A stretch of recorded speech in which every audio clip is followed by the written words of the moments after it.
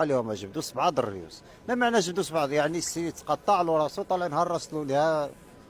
عاد نشوفوا الاطراف ديالو، واحد قال لي طلعت يد ديرها. راه لك سيدو خايب. الاخ خالد العماري اللي كان نادي في هذه القهوه اللي وقع فيها هذا اصطدام الشاحنه العمره بالاسمنت.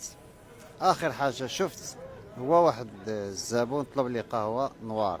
هاد النوار قال لي جوج سكرات، انا جبت واحده. قال لي لا جوج. مشيت جبت ديك السكره وجيت قلت له انا استاذ.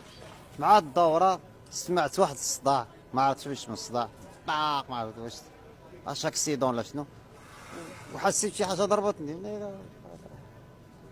شي حاجه ضربت في ديك الكاميو وجات فيا. ما ضربني الكاميو، عجلني تما. كليان كانوا عندي جوج داخل على برا، ما كان حتى شي واحد جالس. كان يلاه واحد نظم، واحد بعداك قاعد بقى تما قد ما كان غيطرطق. نزل 1000 فرانك ديالو مشى تهلا واحد الميكانيسيان. ضحايا بعدا نقول لك الاغلبيه الضحايا اللي كانوا هنايا اما كانوا هابطين من الاوتيل، اما اللي كانوا دايزين على رجلهم. فهمتي؟ دايزين على رجلهم، غير ماشي مع الطريق وضربات. هي جات وجرتنا حنا بثلاثه فينا. فهمتي كيف؟ هادو اغلب الضحايا. وملي جرتهم دخلتهم في الحيط وهرست داك الحيط وبقات هذاك الشيء كتسمع العنق مقطع وهادي. وحنا الحمد لله والشكر لله 4 الغراز و3 ولا 4 اخرين هنايا، والحمد لله. واحد التقصيحه في الرجل، والحمد لله والشكر لله.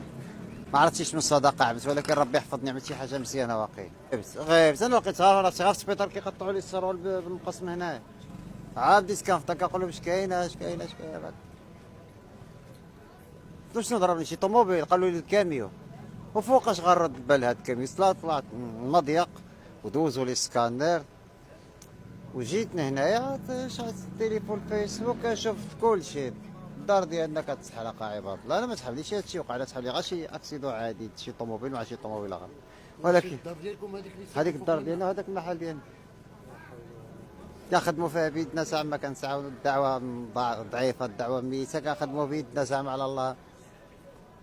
ضحايا بعداك الله يرحمهم. زعما انا ملي سمعت 6 الريوس قلت شحال الضحايا كاين؟ واحد الوقايه ولا قلت شحال الضحايا كاين؟